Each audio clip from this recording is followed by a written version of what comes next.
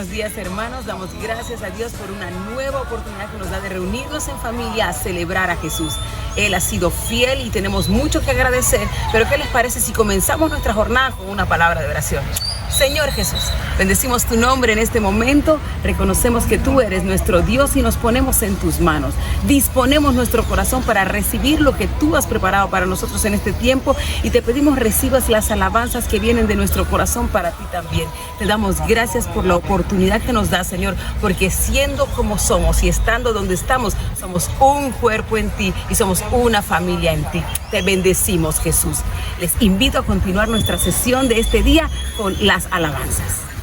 Además, el signo del honor.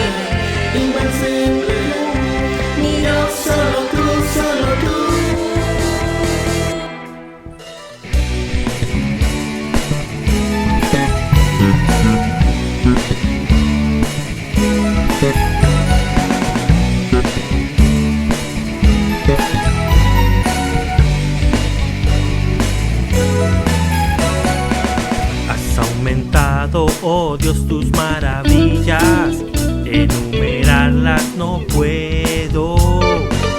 Si yo anunciaré y hablaré de ellas, no hay tiempo para terminar. Has aumentado, oh Dios, tus maravillas, y ya no puedo contarlas. Misericordia me das día tras día, tu canto en mi boca estará. Grandes son tus obras, poderío y majestad. Tuyo es todo imperio, toda gloria y potestad. Grande es tu dominio, el universo lleno está de tu poder. Grande eres tú. Grandes son tus obras, poderío y majestad. Tuyo es todo imperio, toda gloria y potestad. Grande es tu dominio, el universo lleno está de tu poder. Grande eres tú.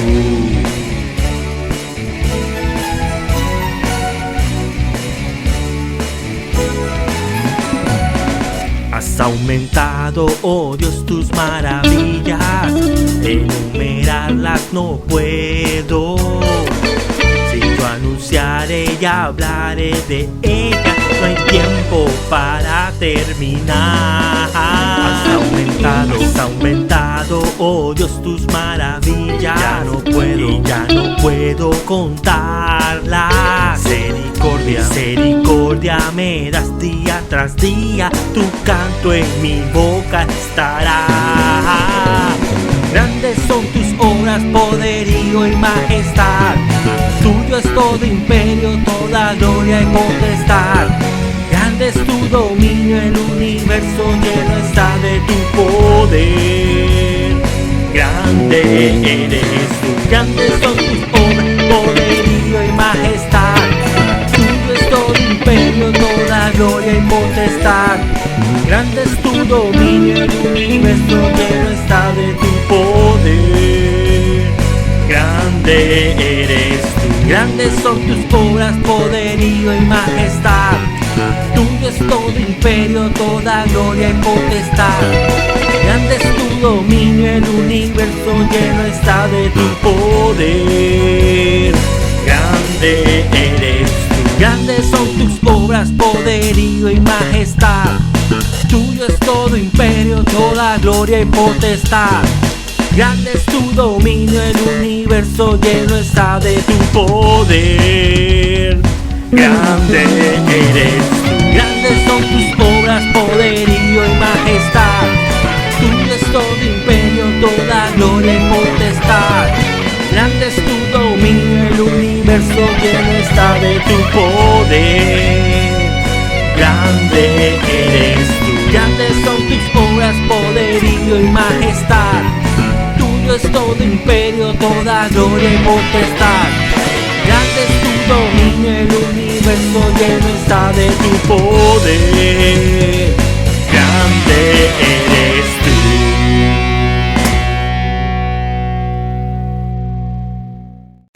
Gracias a Dios por este tiempo tan maravilloso que nos permitiste a través de la alabanza. De esta misma forma, permitamos que Dios nos hable de su palabra a través del pastor Euclides Villalobos.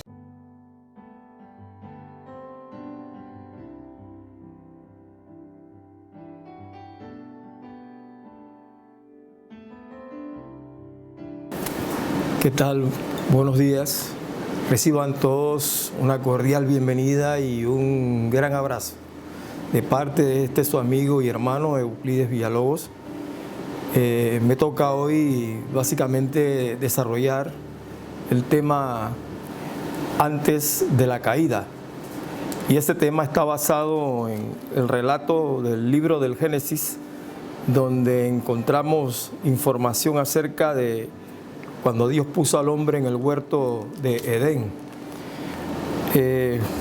Para obviar un poquito de tiempo, vamos a leerlo de manera fragmentada a medida que vamos desarrollando el tema, porque este no va a ser un tema que desarrollaremos punto por punto o versículo por versículo, sino más bien haremos un énfasis que está basado en 4 elementos claves, que es lo que entendemos, enfatiza este fragmento de la Biblia.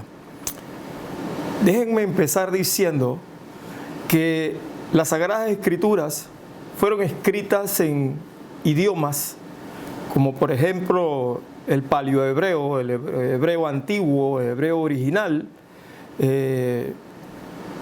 arameo, griego, pero ninguno de estos idiomas con los que se escribió la Biblia se habla hoy. Luego entonces es un verdadero desafío tratar de interpretar de la manera más correcta posible los fragmentos que encontramos en la Biblia con fines de enseñanza o aprendizaje personal. En ese sentido, nos toca entender la tremenda responsabilidad que esto significa, de tal manera que no pudiésemos leer un versículo y tratar de retrotraerlo a nuestro tiempo, a nuestro siglo XXI y pretender desarrollar una serie o una temática en base a eso. No pretendemos eso.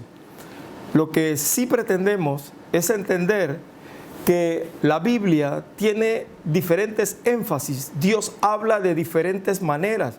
Dios habla a través de sus escritos en forma poética, en forma narrativa, etc. Bueno, uno de los libros más combatidos por generaciones, más atacados por generaciones, es el libro del Génesis. Posiblemente por sus relatos sobre la creación del mundo, sus relatos sobre el hombre cuando estuvo en el huerto de Edén. La gente dice, Edén, ¿eso qué es? ¿Dónde está? Sus relatos acerca de Sodoma y Gomorra, por ejemplo, etc. Entonces, hoy día encontramos este tipo de detractores de la Biblia en todas partes del mundo. Algunos se levantan a decir, eso es pura historia, puro cuento, puras cuestiones que no tienen mayor sentido. Otros no pensamos de esa manera. Otros creemos que esta es la palabra de Dios y que Dios habla de muchas maneras a sus hijos.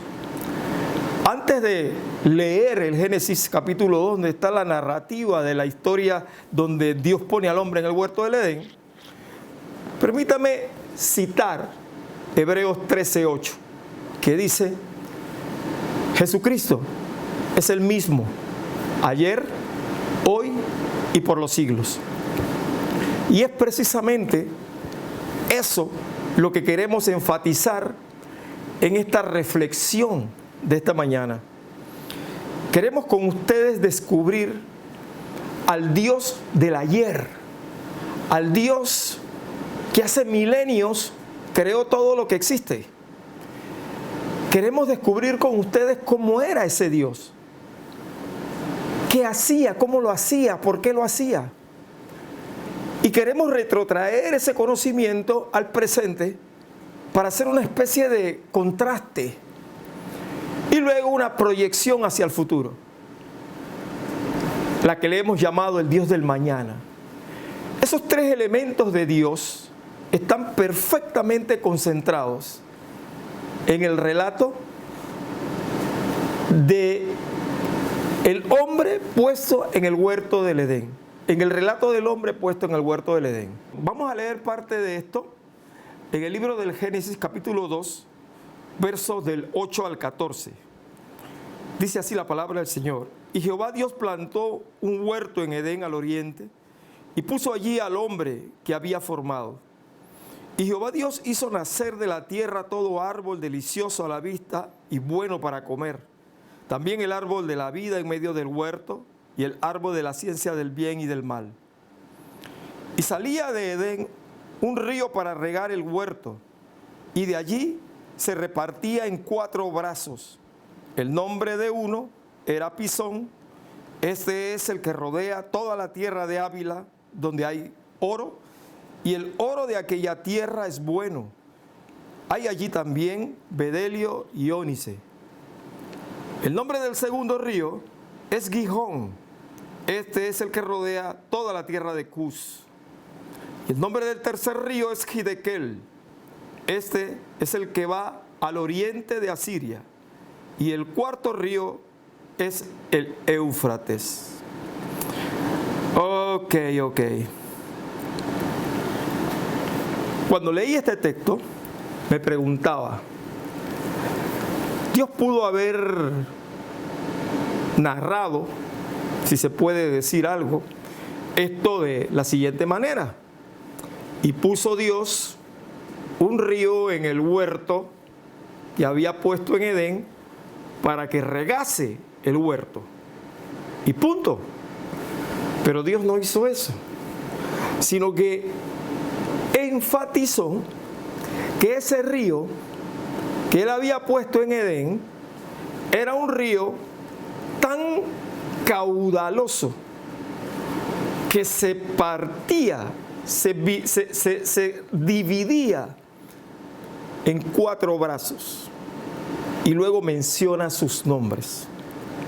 Hace un momento, cuando les hablaba acerca de los idiomas en los que se escribió la Biblia, y que son idiomas que no se hablan hoy, simplemente que se han perdido en el tiempo, pero gracias a Dios que hoy nos quedan herramientas. Existe también la erudición que nos provee muchas herramientas para poder de alguna manera interpretar sobre cosas que hace miles de años desaparecieron.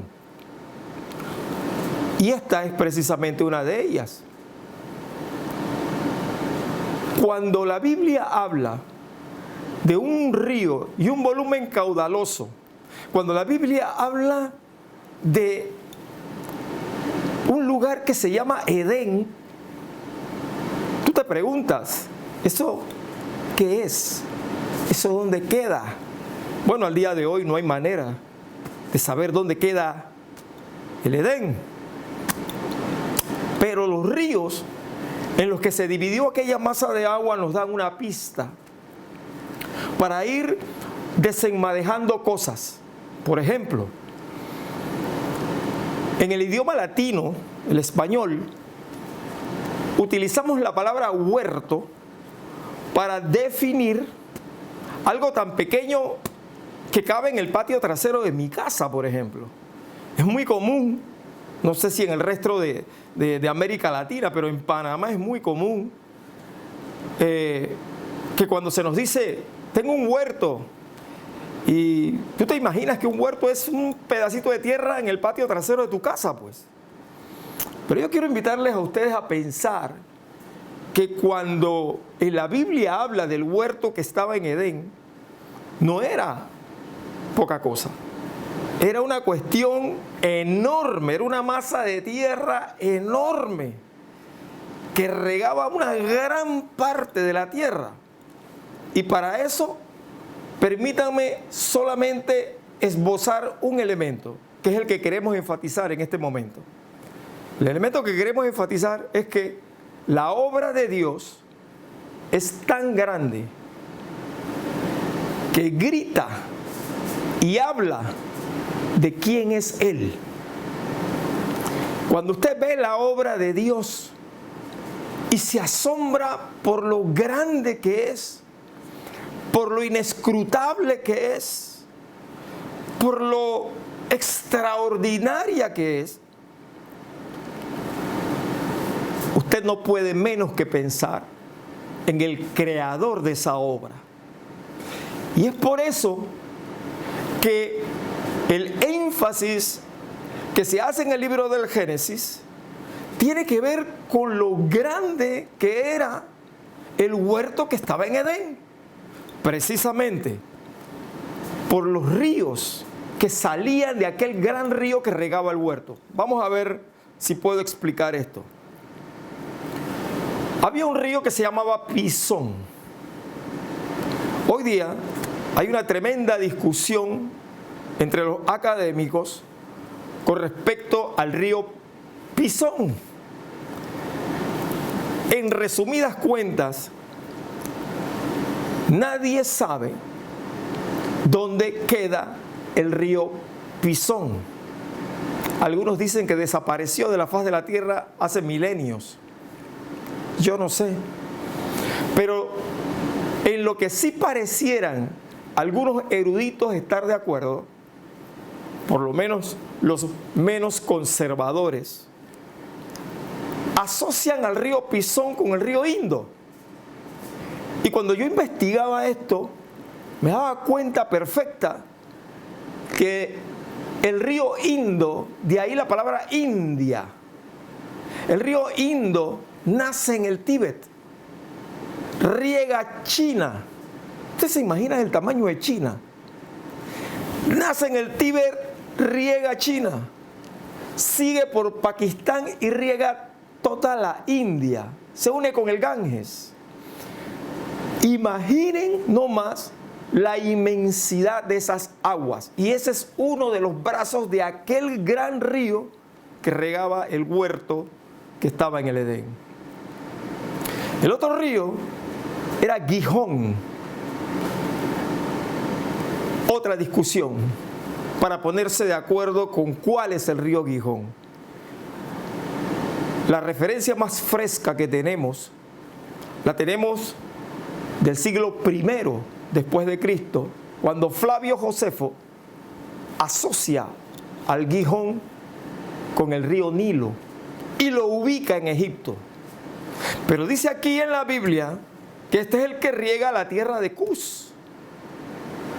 En la actualidad se plantea que Cus es de Etiopía. Flavio Josefo la asoció con Egipto.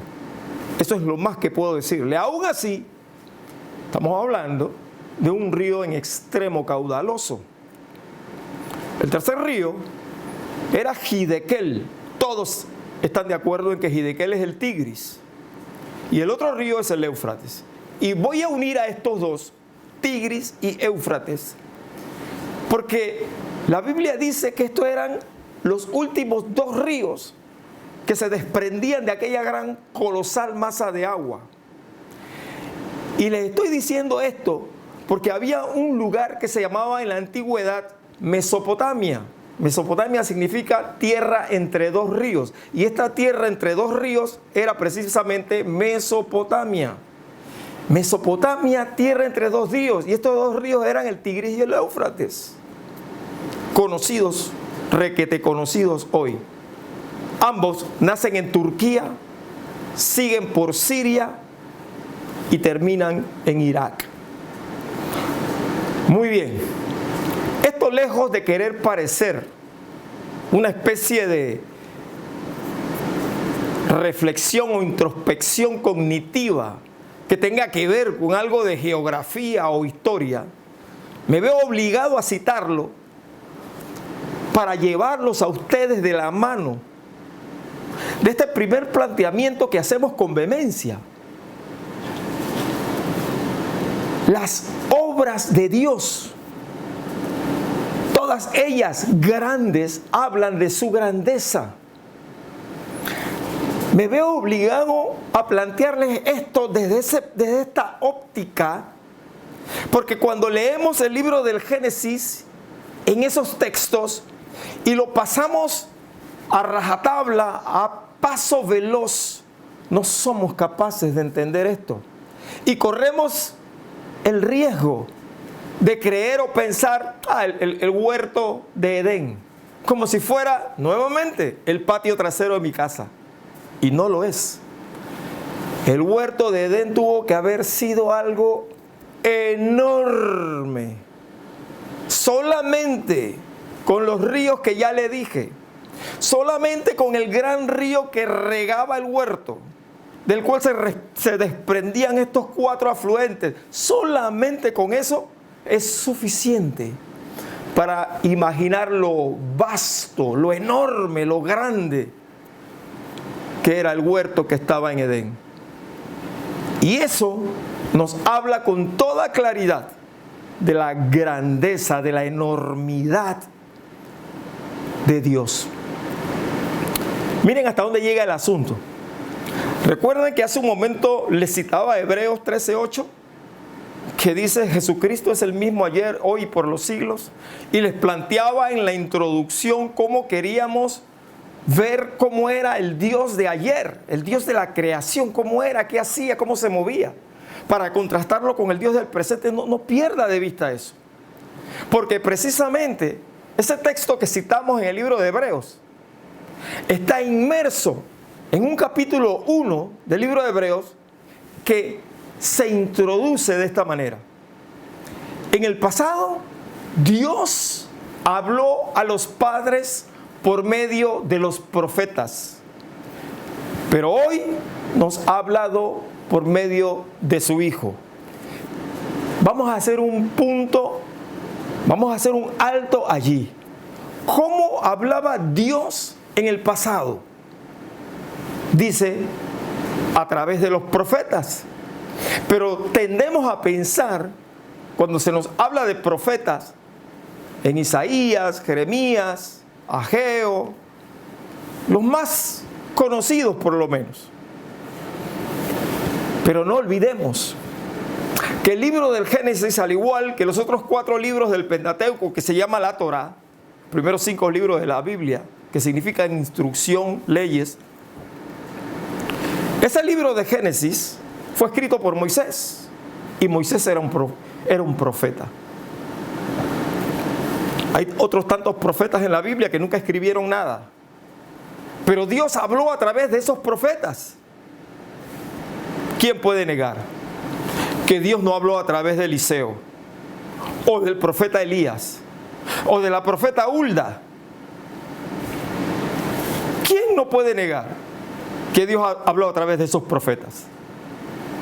Bueno, yo quiero decirles a ustedes hoy que siendo Moisés el más grande de los profetas, según la Biblia declara, bueno, el más grande después de el último de los profetas que Dios levantó, que fue Jesucristo. Pero antes de él fue Moisés, y fue Moisés el que escribe el Génesis. Y es precisamente el Génesis, o los otros 4 siguientes libros de la Biblia, que Dios utiliza para hablar a los padres, de acuerdo a lo que nos dice Hebreos capítulo 1. Luego entonces hay un mensaje implícito en este texto del Génesis que hemos leído, cuando Dios pone al hombre en el huerto de Edén y comienza Dios a hablar de la grandeza de estas masas de agua y de estos ríos que se desprendían de ella. Es para que entendamos lo maravilloso, lo grande, lo enorme que es Dios. Y desde el principio, Dios estuvo interesado en que todos los que nos acercásemos a Él supiésemos eso. Nuestro Dios no es cualquier Dios. Nuestro Dios no es uno de los dioses cananeos. Nuestro Dios es Jehová, el Dios de los escuadrones de Israel, Jehová de los ejércitos, tal cual Él le dijo a Moisés. Ese es el nombre con el cual seré conocido por toda la eternidad. El que era, el que es y el que será. La Reina Valera lo traduce como yo soy el que soy, pero la tradición rabínica más antigua lo traduce de esta manera: yo soy el que era, el que es y el que será. Muy bien, yo reflexiono pensando en esta enormidad de la que le estoy compartiendo, que a mí me asombra profundamente y me hace ver a mi Dios, o por lo menos intento ver a mi Dios como lo que Él es, y me quedo realmente corto en su inmensidad, en su enormidad. Pero, ¿por qué río? ¿Por qué dice que había un río y de ahí se desprendían 4 ríos más?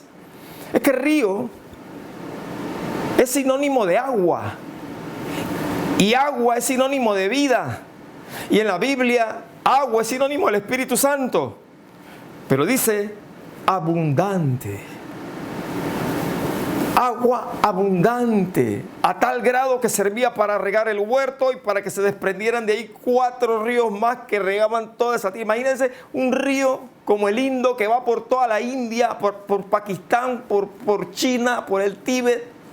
Un río como ese. A la India se le llama el subcontinente, por lo enorme que es, y China ni se diga. Entonces les digo todo esto para que podamos por lo menos hacer un intento serio de ver a Dios en la inmensidad de su grandeza por lo que sus obras dicen de Él. Quizá lo más cercano a eso, al huerto de Edén, que podemos ver en este siglo XXI, es, por ejemplo, la gran masa de tierra que se llama la Amazonía, que cubre básicamente casi todo Sudamérica, ¿no? El río Amazonas, el tramo que recorre desde Colombia, Ecuador, Bolivia, Venezuela, Surinam, Guyana, Perú, Brasil, el río Amazonas que recorre todo. ¡Wow! Yo cuando veo esos documentales de estas cadenas grandes que comienzan a mostrarte todas esas cosas, yo me sorprendo y me deleito cuando veo eso. Cuando veo los documentales sobre las reservas naturales de África, por ejemplo la de Tanzania. Y yo digo, wow, esto es lo más cercano que yo puedo ver que era el huerto de Edén. Vegetación exuberante, todo tipo de animales, una naturaleza hermosa, enorme, grandes masas de agua por todo lado. Yo creo con toda honestidad que así de grande y enorme era el huerto que estaba en Edén. Para cerrar esta parte, una de las cosas que llama mucho mi atención, además de la magnitud o de la enormidad o de la grandeza de las obras de Dios, me llama mucho la atención la sabiduría con la que Dios hizo todas las cosas. Y el libro del Génesis, en el relato del hombre en el huerto del Edén, nos habla precisamente de esa sabiduría. Todo estaba en su lugar. Al hombre no le faltaba nada. Todo estaba en el medio en el que tenía que estar, de manera abundante, de manera exuberante, de manera variada o diversa, colorida, hermosa. Todo estaba y era agradable a la vista, con leyes intrínsecas que no podían ser rotas, leyes naturales todas ellas. Algo verdaderamente espectacular y hermoso. Leyendo las Escrituras, encontré un texto en el libro de Proverbios, capítulo 3, que quiero leerles. Y se los quiero leer en una versión que se llama la traducción en lenguaje actual. Esta traducción, por lo menos yo la uso mucho cuando voy a dirigirme a personas que no conocen la Biblia, a personas que no entienden parte del lenguaje con el que nosotros hablamos. Así que me resulta una traducción con un lenguaje amigable y me da la oportunidad de contrastar la traducción en lenguaje actual con la traducción Reina Valera 1960, una traducción nueva con el lenguaje actual con una traducción antigüita, con un lenguaje un poquito antiguo. Pero miren cómo la traducción en lenguaje actual esboza Proverbios, el capítulo 8, del 22 al 31, hablando de la sabiduría de Dios, hablando de la sabiduría con la que Dios hizo todas las cosas. Permítanme leerlo, por favor. La sabiduría habla de ella misma diciendo: Dios fue quien me creó. Me formó desde el principio, desde antes de crear el mundo. Aún no había creado nada cuando me hizo nacer a mí. Nací cuando aún no había mares ni manantiales. Nací mucho antes de que Dios hiciera los cerros y las montañas, la tierra y sus paisajes. Yo vi cuando Dios puso el cielo azul sobre los mares, cuando puso las nubes en el cielo y cerró las fuentes del gran mar, cuando les ordenó a las aguas no salirse de sus límites. Cuando Dios afirmó la tierra, yo estaba allí a su lado como su consejera. Mi dicha de todos los días era siempre gozar de su presencia. El mundo creado por Dios me llenaba de alegría. La humanidad creada por Dios me llenaba de felicidad. Dice la sabiduría: yo estaba allí cuando Dios creaba todas las cosas. Bueno, qué maravilla, qué maravilla, qué maravilla. El Dios de la creación, sabio, inmenso, grande, inescrutable. El Dios maravilloso que va más allá de nuestra imaginación, de nuestro entendimiento. ¡Qué maravilla!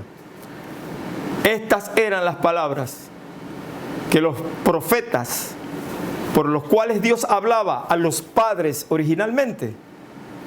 Estas eran las palabras que ellos hablaban. Muy bien, en ese mismo orden de cosas, tratando de entender, divisar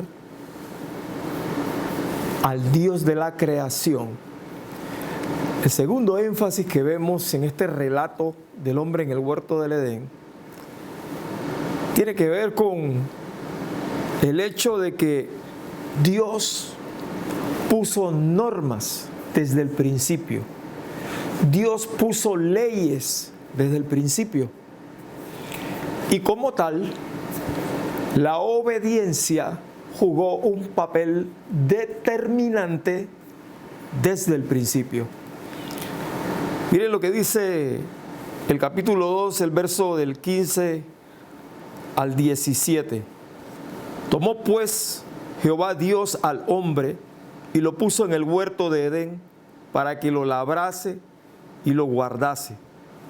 Y mandó Jehová Dios al hombre diciendo: de todo árbol del huerto podrás comer, mas del árbol de la ciencia del bien y del mal no comerás, porque el día que de él comieres ciertamente morirás. No vamos a hablar de si es simbólico o real el árbol de la ciencia del bien y del mal. No vamos a hablar de su fruto.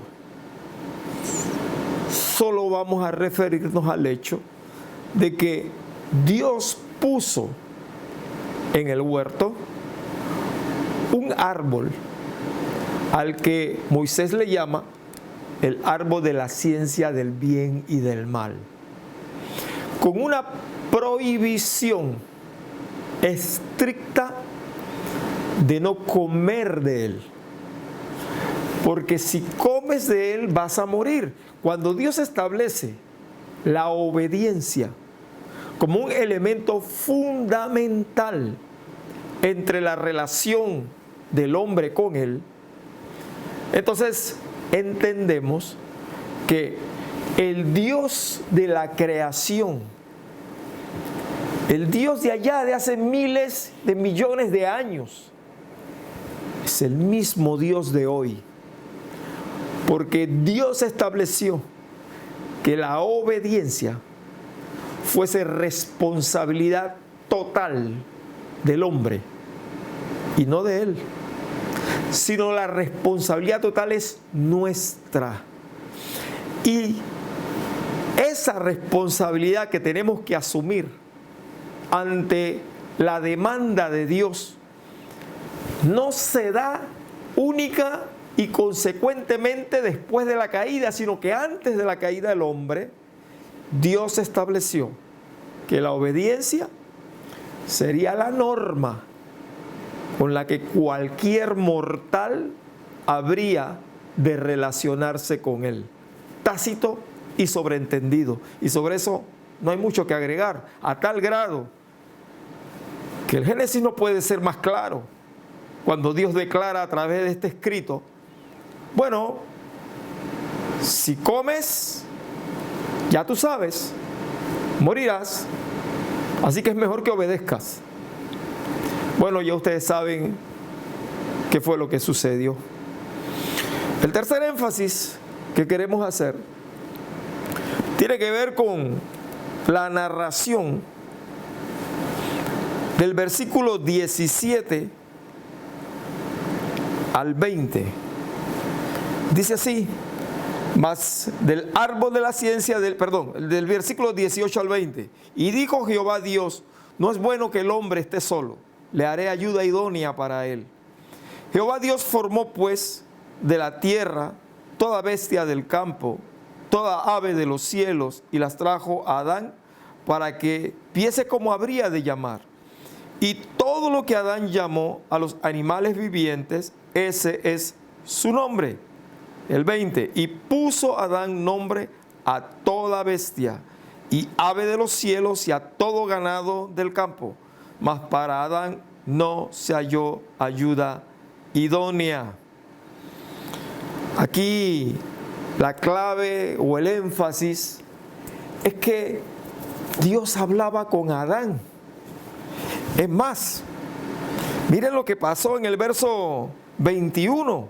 Dios hizo caer un sueño profundo sobre Adán, y mientras éste dormía, tomó una de sus costillas y cerró la carne en su lugar. Y de la costilla, dice el 22, y de la costilla que Jehová Dios tomó del hombre, hizo una mujer y la trajo al hombre. Vamos a hacer un alto ahí. El tercer énfasis que queremos hacer tiene que ver con la condición de santidad con la que Dios creó al hombre. Tan santo era el hombre que Dios había creado, que Dios hablaba con él sin intermediario. Con sus propias manos lo creó y hablaba con él sin intermediarios. Era tan santo que Dios lo tocó. Dice, metió su mano en su costado y extrajo, sacó una costilla, y de la costilla hizo a una mujer, a su mujer. Ese énfasis que hace la Biblia en este extracto del libro del Génesis nos habla de la santidad con la que Dios creó al hombre, porque Dios es santo. Y Dios no tiene ningún contacto con aquello que no ha sido santificado. Si no, lea toda la Biblia y se va a dar cuenta perfecta de que así es.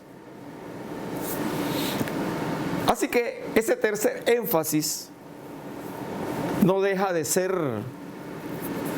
especial, porque aunque está allí, no se lee a prima fase.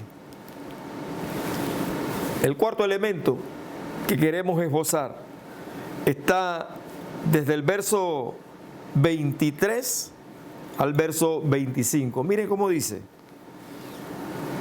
dijo entonces Adán, una vez que Dios le presentó a la mujer que había creado, dijo entonces Adán: esto es ahora hueso de mis huesos y carne de mi carne. Esta será llamada varona, porque del varón fue tomada. Por tanto, dejará el hombre a su padre y a su madre, y se unirá a su mujer, y serán una sola carne. Y estaban ambos desnudos, Adán y su mujer, y no se avergonzaban. Creo que el otro énfasis que Moisés hace aquí tiene que ver con lo maravilloso de la creación que Dios había hecho cuando le presentó la mujer al hombre. Cuando Adán vio a su mujer, entendió, y lo entendió rápidamente, que lo que estaba viendo era inconcebible, inexplicable, sorprendente. Aquello iba más allá de lo que él jamás pudo soñar. Yo creo que la palabra que dijo Adán ahí, esto es ahora carne de mi carne, seré llamada varona porque del varón fue tomada. Yo podría simplemente expresarlo con una sola palabra. ¡Wow! Tengo un amigo que cuando hablaba de esas cosas maravillosas que Dios hace, decía ¡wow! Yo creo que ¡wow! Era la palabra que cabía aquí, o que resumiría aquí todo lo que vio Adán en su mujer. Muy bien. Hemos tratado de señalizar, enfatizar 4 elementos que están inmersos en el relato del Génesis, el hombre en el huerto de Edén. Y hemos tratado de esbozar 4 énfasis. El primero de ellos tiene que ver con que la obra de Dios, la obra de sus manos, que es inmensa, grande e inescrutable, habla, grita a voces sobre quién es Él. Lo segundo que estábamos viendo es que desde el principio Dios estableció reglas, siendo la obediencia el postulado máximo que regía nuestra relación con Dios. Hasta el día de hoy es así. El tercer énfasis tiene que ver con la condición de santidad con la que Dios creó al hombre. Hablaba con él, lo tocaba, tenía un contacto íntimo y directo con él. Y el cuarto énfasis que hicimos tiene que ver con lo sorprendente y maravilloso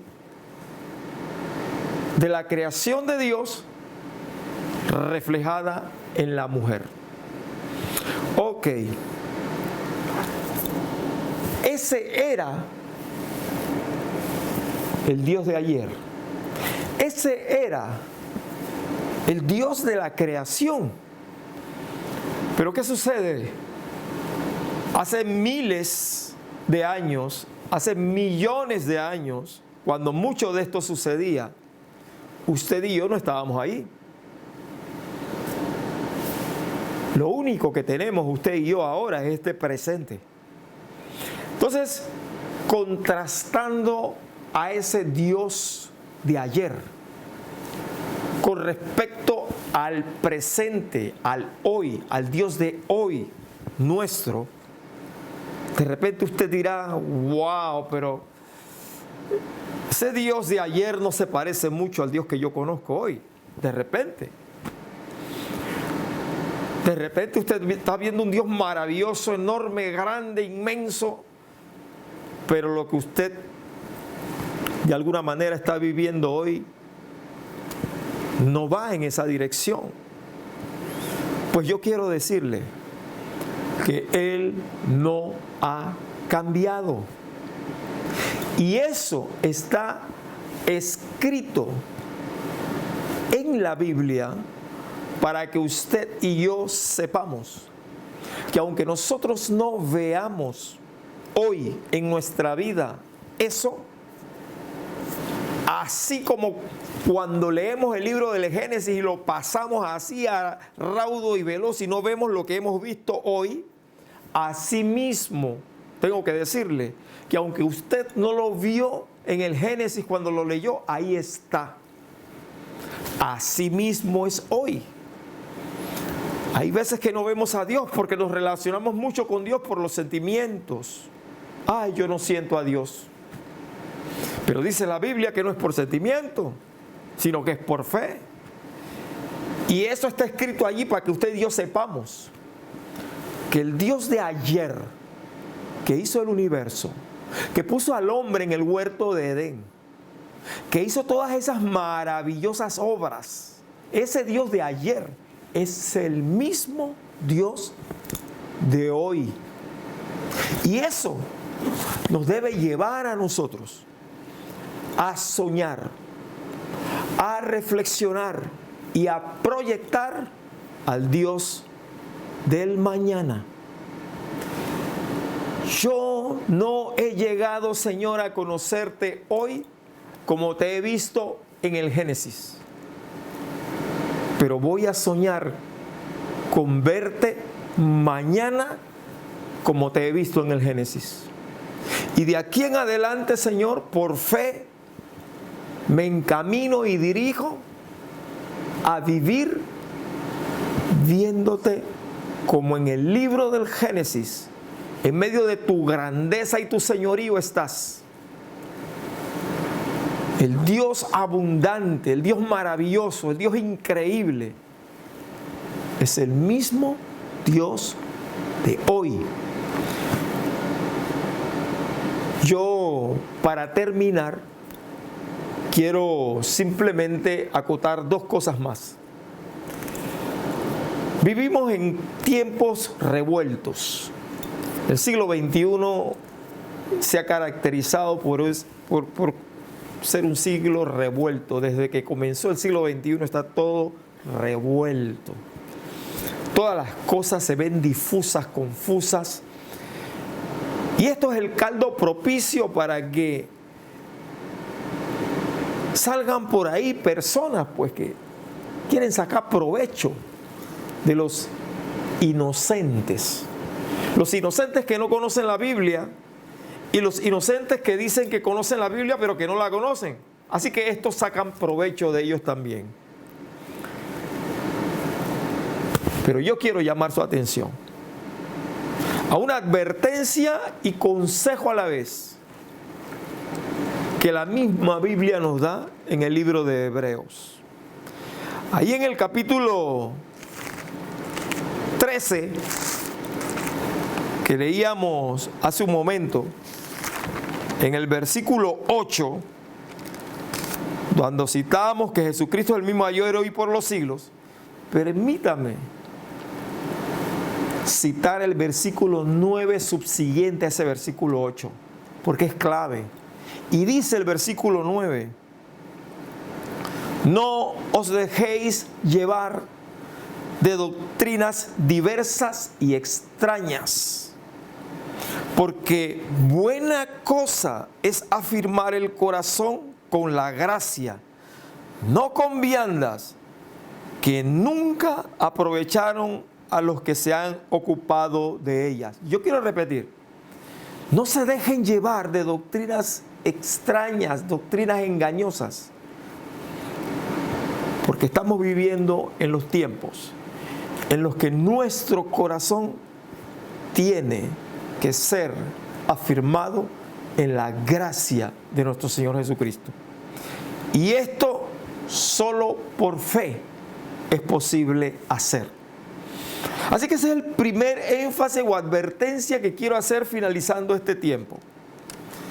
Y el último énfasis que quiero hacer es que, a manera de conclusión, toda esta belleza y exuberancia, hermosura, grandeza, inescrutabilidad, como querramos llamarlo, que hemos visto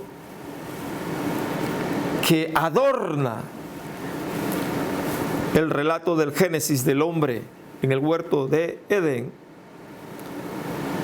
y que se perdió con la caída del hombre, que se perdió cuando el pecado entró en el mundo. Pero les tengo noticias.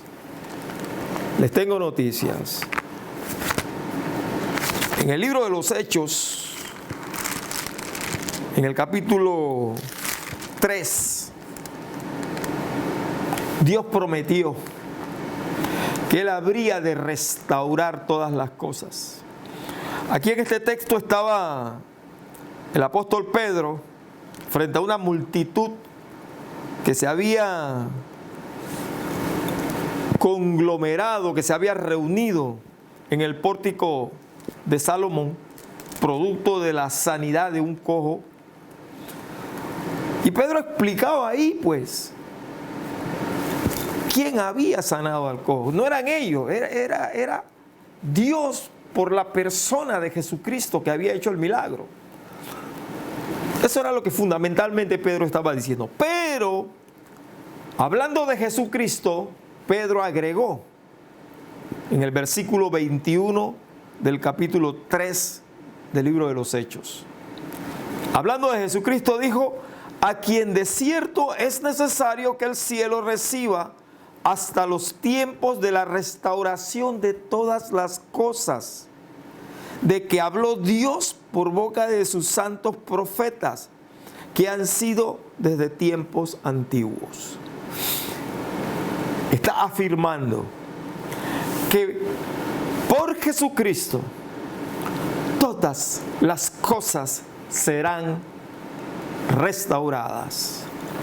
Y fue Juan, en la isla de Patmos, cuando se escribía el libro de Apocalipsis, quien aterrizó de una manera gráfica lo que significa la restauración de todas las cosas. Mire lo que dice el capítulo 21, verso del 1 al 3. Y vi un cielo nuevo y una tierra nueva, porque el primer cielo y la primera tierra pasaron, y el mar ya no existía más. Y yo, Juan, vi la santa ciudad, la nueva Jerusalén, descender del cielo de Dios, dispuesta como una esposa ataviada para su marido. Y oí una voz del cielo que decía: he aquí el tabernáculo de Dios con los hombres, y Él morará con ellos, y ellos serán su pueblo, y Dios mismo será con ellos como su Dios. El verso 22 y 23 de ese mismo capítulo dice: y no vi en ella, hablando de la nueva Jerusalén que desciende del cielo de Dios, dice el apóstol Juan, no vi en ella templo, porque el templo de ella y el cordero, y no vi en ella templo, porque el Señor Dios Todopoderoso es el templo de ella y el cordero. La ciudad no tiene necesidad de sol ni de luna que brillen en ella, porque la gloria de Dios la ilumina y el cordero es su lumbrera. Si hablamos de que todas las cosas serán restauradas, Juan nos da apenas un atisbo de lo glorioso que será la restauración de todas las cosas. Dios ha decidido restablecer al hombre a su condición original de santidad, tan santo que Dios mismo tendrá relación directa con nosotros. Ya no le veremos más como el que mira detrás de un velo, de una tela, porque dice la Biblia que Él mismo alumbrará nuestra vida de manera directa. Ya no hay más sol, ya no hay más luna. El resplandor de la gloria de Dios y de nuestro Señor Jesucristo estará para siempre con nosotros. Ese es el Dios de mañana. Ese es el Dios que, de alguna manera, nosotros debemos permitir que nuestro corazón sea sellado con esa palabra profética. Quiero decirles que la historia no terminó en el Edén. No terminó en ese huerto. La historia comenzó allí. La historia termina. La historia terminará cuando Dios mismo esté presente en nuestra vida para siempre Y ese día, mis hermanos y amigos, nadie nos quitará nuestro gozo. Entre tanto que llegue ese día, armémonos de valor.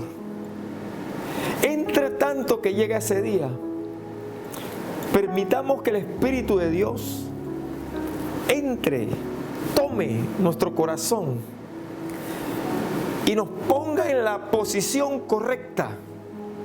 Sí, estaremos golpeados, estaremos tristes por algunas cosas, pero créanme, no estamos derrotados.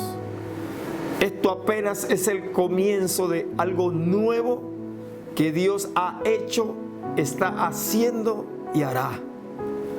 Así que yo le invito a contemplar al Dios de la creación, al Dios del ayer, y le invito a que lo contraste con el Dios de hoy. Y quiero orar con usted ahora con respecto al Dios que usted ha descubierto hoy, que, como le decía hace un momento, de repente no se parece mucho al Dios de la creación. No importa, pero hoy vamos a abrir la puerta del corazón para que ese Dios del huerto de Edén se contraste con nuestra vida hoy de tal manera que la gloria de ese contraste nos permita proyectarnos y vivir hoy el Dios del mañana. Porque créanme, lo que Él dijo que sucedería, sucederá. Él no es hombre para mentir, ni hijo de hombre que se arrepienta. Así que todos ustedes y yo podemos descansar en la paz del Señor. Y no porque hemos muerto, podemos descansar en la paz del Señor porque estamos serenos, esperando el día glorioso de la manifestación de nuestro Cristo. Permítanme orar con ustedes, iglesia, amigos, que quieren abrir su corazón en este momento al Señor. Yo quiero orar con usted. Si usted no conoce a ese Dios de la Biblia del que hemos compartido, pero usted anhela conocerle, si usted se siente tan lejos de ese Dios del que hemos hablado, el cual está tan cerca, yo te invito a que conmigo hagas una oración, abriendo tu corazón a Él y pidiéndole que venga y entre a tu vida y te permita el placer y el privilegio de descubrirle. Te invito a que repitas conmigo esta oración. Repítela después de mí. Yo lo voy a hacer muy lentamente para darte la oportunidad de que tú lo repitas. No hay nada de mágico en esta oración que vamos a hacer. Es un acto de fe en el que te acercas a Dios, abres tu corazón y permites que Él entre y haga en tu vida la obra que Él quiere hacer. De tal manera que puedas descubrir el nacimiento de una nueva vida en ti. Ora conmigo y di estas palabras. Padre, te agradezco. Repite después de mí. Padre, te agradezco por esta palabra que hoy a mi corazón ha venido. Quiero abrir mi vida a ti. Quiero abrir mi corazón a ti, como nunca antes lo hice ni pensé hacerlo. Entra a mi vida. Transfórmame, Señor, y haz de mí la persona que tú quieres que yo sea. Ahora te doy gracias, Señor, porque creo, porque sé y porque entiendo que he orado conforme a tu voluntad. Amén. Bueno, amigo mío, amiga mía, prepárese a vivir la nueva experiencia que se vive a los pies del Señor. Ahora quiero orar por toda la iglesia, por todos aquellos que están viendo este video y que Muchos de ellos sacaron tiempo para verlo y otros por carambola llegaron, no importa. Quiero orar por todos ustedes, para que el Señor nuestro Dios nos permita conocerle y disfrutar de todo esto que hemos compartido. Para que Dios nos permita verdaderamente descubrir la vida abundante que hay en Jesucristo. Padre, gracias te doy. Muchas gracias por mis hermanos y por todos aquellos que hoy oraron abriendo su corazón para que tú entraras, Dios. Te doy gracias por todos aquellos que han tenido acceso a este video. No tengo la menor idea de quiénes son muchos de ellos, pero te doy gracias, Padre, porque tú eres el Dios de la Biblia, tú eres el Dios de la creación, tú eres el Dios del huerto de Edén, Dios inmensurable, Dios inconmovible, Dios que no cambia. Ayer eras así, hoy eres así. Sí, Dios mío, y cómo no habría de agradecerte por cada una de esas personas que hoy pudo abrir su corazón a ti. ¿Cómo no habría de agradecerte por la oportunidad que nos das de recibir tu palabra con la santidad y el anhelo de que ella se torne realidad en nuestra vida? ¿Cómo no habríamos de agradecerte, Señor, esta oportunidad que tú nos has dado? Más bien, Padre, te bendecimos porque nunca soñamos en conocerte como te hemos conocido, pero nunca soñamos en conocerte como habríamos de conocerte. Te damos toda la gloria y la honra a ti, Señor. Gracias por esta nueva oportunidad que tú nos das, en el nombre de Jesús. Amén, amén. Bueno, solamente te digo, prepárate para esta nueva experiencia que a los pies del Señor tendrás. Y le hablo a toda la iglesia y le hablo a usted que por primera vez está escuchando este mensaje. Porque delante de Dios todas las cosas se las hace nuevas. Dios quiere renovarnos. Dios quiere que le conozcamos de verdad, de verdad. Así que esta es una nueva oportunidad que Él nos da. Si por alguna razón tú que me estás viendo necesitas ayuda, tienes alguna necesidad, alguna enfermedad, alguna situación que tú sientes que es tan asfixiante que no la puedes sobrellevar y necesitas hablar con alguien, llámanos. Allí está el teléfono, abajo puedes mirar ese número, llámanos y siempre habrá alguien que pueda conversar contigo, orar por ti y ayudarte en todo lo posible. Que Dios te bendiga y prospere tu camino siempre. Amén. Saludos.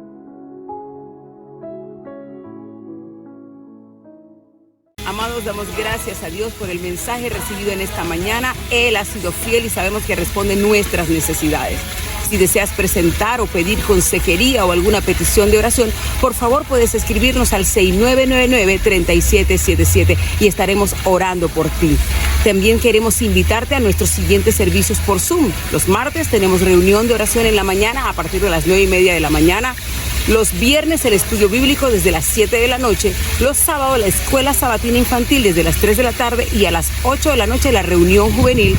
Y los domingos te esperamos para que puedas celebrar con nosotros a Jesús desde las 9:30 de la mañana la escuela dominical y a las 10 de la mañana el servicio de oración. También puedes escribirnos a nuestras diferentes redes o suscribirte a ellas a través de Zoom, YouTube o Facebook. Te amamos y bendecimos tu vida en este día.